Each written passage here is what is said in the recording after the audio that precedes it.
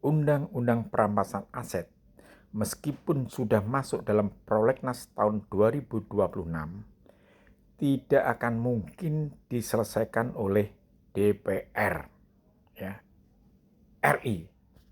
Tidak akan DPR RI mau menyelesaikan Undang-Undang Perampasan Aset, karena Undang-Undang Perampasan Aset merupakan senjata makan tuan.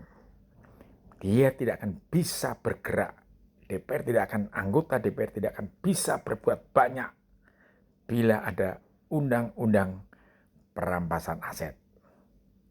Salam cerdas, salam waras. Merdeka, merdeka, merdeka. Rika, katanya Kementerian Hukum dan HAM juga mengajukan draft RUU perampasan aset koruptor, tapi ditolak oleh DPR. Itu benar?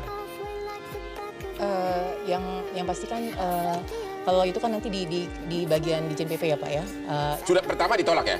Ya. Ditolak oleh DPR? Jelas ditolak itu. Ya. Ada dua, jadi pembatasan uang kartal, artinya kita semakin sulit untuk tunai, dan kemudian perampasan aset. Itu bahkan ditolak. Bahkan kalau undang-undang pemasyarakatan ini crash program, nggak waktu lama, perdebatan nggak lama, dan biasanya itu DPR agak rajin mengundang saya, termasuk misalnya RUU Kejaksaan segala macam, ini nggak pernah undang siapa-siapa untuk pembahasan undang-undang pemasyarakatan ini. Perampasan aset ditolak, menurut Anda apa background-nya? Ya pasti itu takut nanti berdampak impact politik. Dan terhadap? Iya, pelaku-pelaku pembuat undang-undang itu kan pemerintah dan DPR. Ya, artinya tidak mau membuat senjata makan tuan, begitu? Ya salah satunya itu. Kedua juga bahwa konsep ini nanti biaya politik kan tinggi.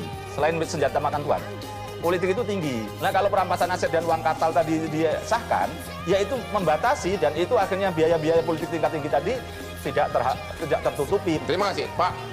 Pak Jamin Ginting. Jadi begini Bang, yang paling dikhawatirkan dalam Proceed of Crime Act namanya Bang. Artinya nanti setiap pejabat yang sudah akan naik, dia harus ada laporan LKHPN, laporan kekayaan harta negara.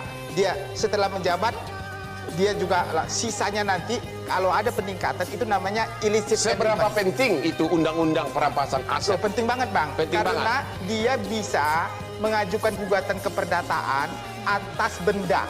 Jadi nanti kalau ada contohnya anggota DPR atau pejabat negara punya uang yang nomine, yang tidak tahu di mana tempatnya dan namanya tidak tahu, tapi negara menemukan, maka negara bisa menyita tersebut. Silakan Anda datang ke pengadilan untuk membuktikan ini uang Anda berasal dari halal. Cuma ini kan ada kontradiksi.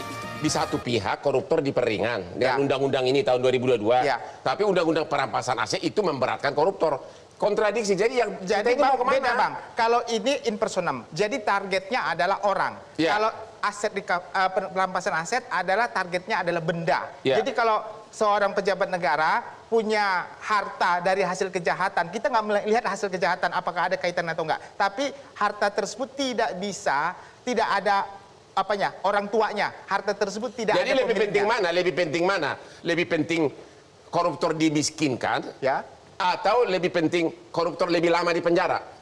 Saya lebih cenderung koruptor dimiskinkan Bang. Karena begini Bang, kalau kita kalau orang di penjara masih bisa mengontrol hartanya, dia happy. Tapi kalau keluar dari penjara, walaupun sudah bebas tapi nggak punya harta, dia sedih. Jadi menurut Anda sangat tidak masuk di akal DPR kenapa menolak draft undang-undang perampasan aset koruptor? Sangat tidak masuk di akal. Itu mungkin salah satu kekhawatiran, bisa jadi nanti bisa terkena bagi mereka sendiri kalau sampai itu diundangkan. Takut senjata makan tuan begitu?